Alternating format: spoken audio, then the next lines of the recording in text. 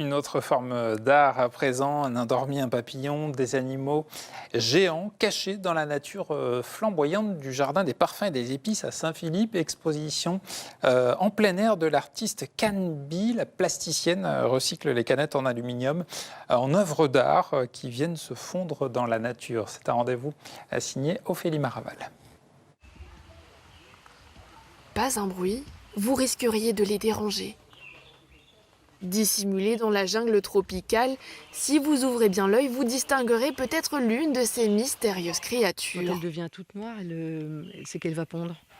Et là, a priori, elle ne va pas pondre tout de suite.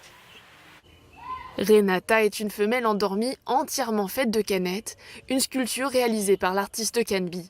Là, on a juste la tête et sur cette partie-là, il y a à peu près 2500 petits pixels de canettes. Donc on a vraiment cherché un lieu où la végétation à droite était très dense pour qu'on laisse imaginer le reste du corps.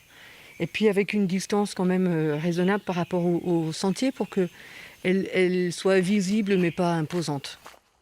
Pour confectionner ces œuvres en aluminium, place au système D. Seuls des matériaux récupérés sont utilisés.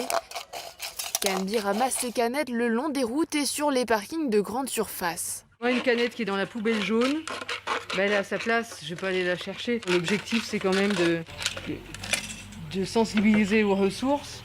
Et quand c'est dans la poubelle jaune, en principe, ça va être recyclé et c'est à 100% l'aluminium. Les matériaux retravaillés, place au tressage, la canette de bière se transforme en une fleur de shampoing. En résidence au Jardin des Parfums et des Épices, cette fleur artificielle viendra se fondre au décor pour le plus grand bonheur des visiteurs.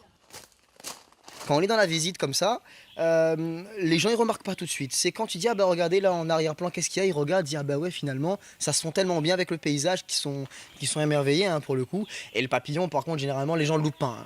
Accroché comme ça sur l'arbre, vraiment les gens sont impressionnés généralement, sont vraiment impressionnés. Ils sont intrigués par quoi c'est fait, comment c'est fait et tout ça.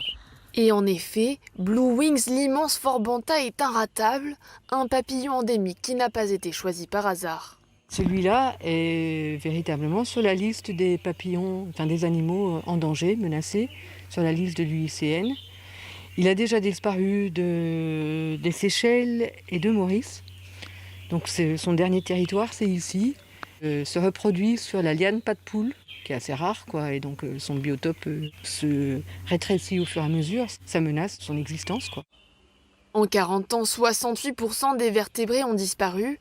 Alors, à travers ses créations, l'artiste alerte sur les dangers de la surconsommation et vous invite à prendre un peu de recul sur votre mode de vie. C'est à voir à Saint-Philippe, au Jardin des Parfums et des Épices.